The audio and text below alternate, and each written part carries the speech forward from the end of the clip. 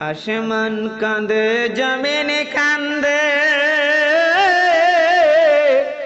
কাঁদে উড়ে গেলে মান।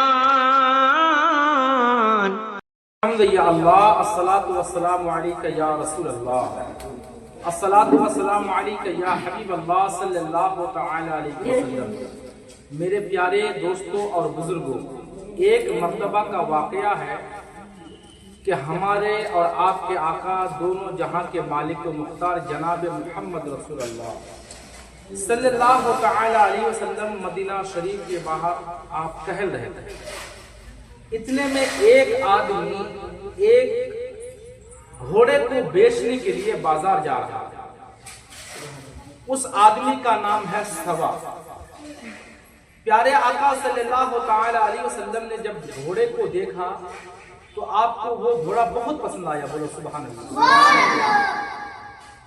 تو میرے آقا صلی اللہ تعالی علیہ وسلم نے اس سے پوچھا کہ یہ کہاں لے کے جا رہے ہیں؟ تو انہوں نے کہا کہ میں بیچنے کے لیے جا رہا ہوں۔ تو کہا کہ اس کی قیمت کیا ہے؟ تو انہوں نے کہا کہ اتنی قیمت ہے۔ تو میرے آقا صلی اللہ تعالی علیہ وسلم نے ارشاد فرمایا کہ یہ گھوڑا مجھے پسند ہے، لہذا اس کی قیمت آپ لے لیں اور یہ گھوڑا ہمیں دے دیں۔ نبی پاک نے کہا کہ میں یہاں گھومنے کی نسبت سے آیا ہوں، میرے پاس پیسہ نہیں ہے، لہذا آپ یہاں پہ ٹھہرے اور میں روپیہ لے کے آتا ہوں، پیسہ لے کے آتا ہوں، جو رقم طے ہوئی ہے میں لے کے آتا ہوں، لہٰذا آپ رقم لے لیجئے، گھوڑا مجھے دے دیجئے۔ تو سوا نے کہا کہ ٹھیک ہے، آپ پیسہ لے کے آئیے۔ جب پیارے آقا صلی اللہ تعالی علیہ وسلم پیسہ لینے کے لیے مسجد نبوی میں تشریف لے کے آئے، اسی درمیان وہاں پہ کچھ لوگ اور آ گئے۔ تو کہا کہ یہ کہاں لے کے جا رہے ہو؟ تو انہوں نے کہا بیچنے کے لیے۔ اس کی رقم کیا ہے؟ تو انہوں نے کہا میرے آقا صلی اللہ تعالی علیہ وسلم نے انہوں نے کہا کہ اس کی قیمت طے ہو چکی ہے، یہاں کے جو نبی ہے، یہاں کے جو اللہ کے پیغمبر ہے، انہوں نے اس کو لے لیا ہے، لہٰذا وہ پیسہ لینے کے لیے، روپیہ لینے کے لیے گیا۔ تو وہ انسان نے کہا کہ کتنے میں؟ تو انہوں نے کہا اتنے میں طے ہو گیا۔ تو انہوں نے کہا کہ ایک کام کرو، اس کا پیسہ ہم سے کچھ زائد لے لو، کچھ زیادہ لے لو، لہٰذا یہ گھوڑا ہمیں دے دو۔ کہا کہ نہیں نہیں، اس کا طے ہو چکا۔ تو انہوں نے تھوڑی سی اور لالچ دی، اب اس کا جو من ہے وہ بدلنے لگا، اس کی نیت بدلنے لگی۔ تو کہا کہ یہ بتاؤ میں بات کر چکا ہوں۔ تو انہوں نے کہا کہ جب تم نے بات کی یہاں پہ کوئی تھا؟ کہا کہ نہیں۔ کہا کہ بات ختم ہے، میں تم کو زیادہ رقم دیتا ہوں، تم گھوڑا مجھے دے دو۔ اسی درمیان وہاں پہ نبی پاک صلی اللہ تعالی علیہ وسلم تشریف لے گئے، بولو سبحان اللہ۔ آپ نے رقم دینے کی کوشش کی، لیکن انہوں نے کہا کہ کیسی رقم؟ کہا کہ ہماری آپ کی طے ہوئی ہے، یہ سودا طے ہوا ہے۔ کہا کہ ہماری آپ کی کوئی بات ہی نہیں ہے۔ وہ سوا کہہ رہا ہے ہماری آپ کی کوئی بات ہی نہیں ہے۔ کہا کہ نہیں، ابھی تو بات ہوئی ہے۔ اب آپس میں یہ تکرار کرتے کرتے وہاں پہ کچھ لوگ اور آ گئے۔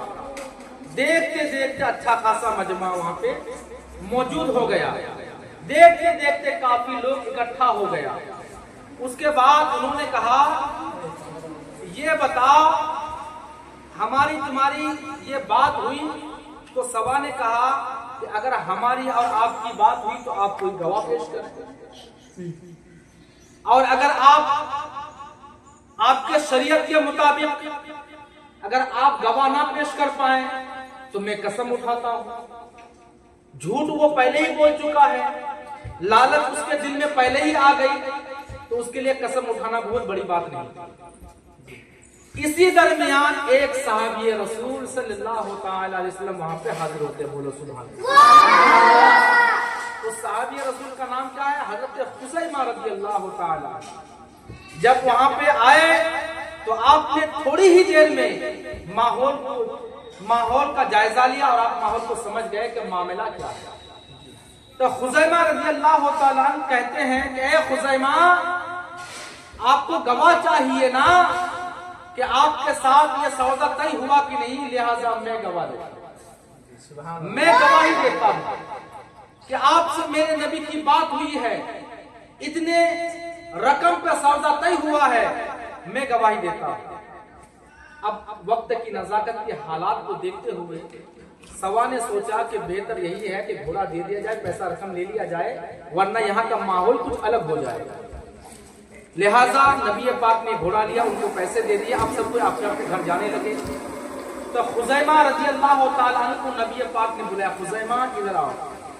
خزیمہ آئے اور کہا کہ خزیمہ یہ بتاؤ، جب میرے اور سوا کے درمیان یہ سودا طے ہوا تھا تم وہاں پہ نہیں موجود تھے، لیکن تم نے جھوٹی گواہی کیوں دی؟ تم نے جھوٹی گواہی کیوں دی؟ تو کہا کہ یا رسول اللہ، یا حبیب اللہ، میرے ماں باپ آپ کے قربان، میں نے کوئی جھوٹی گواہی نہیں۔ بولو سبحان اللہ۔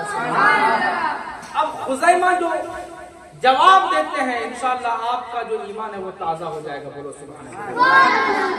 خزیمہ نے کہا کہ یا رسول اللہ، یا حبیب اللہ، آپ نے کہا کہ اللہ ایک ہے، قل هو اللہ احد، اللہ ایک ہے، وَإِلَٰهُكُمْ إِلَٰهٌ وَاحِدٌ، اللہ ایک ہے۔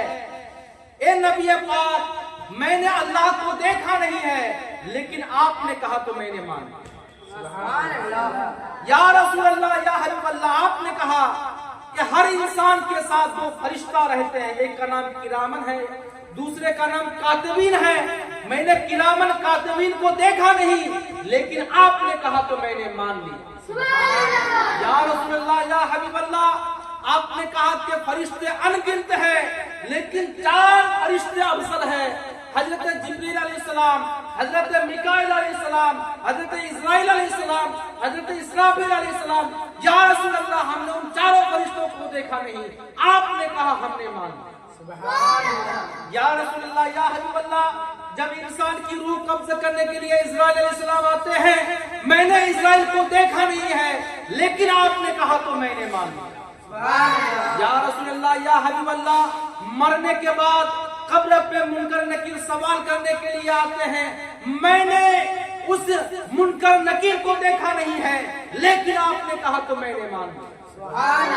یا رسول اللہ، یا حبیب اللہ، میرے گھر میں سب کے گھر میں رزق دینے کے لیے فرشتہ آتے ہیں رزق لے کر کے، لیکن میں نے اس رزق دینے والے فرشتوں کو دیکھا نہیں ہے، لیکن آپ نے کہا تو میں نے مان لیا۔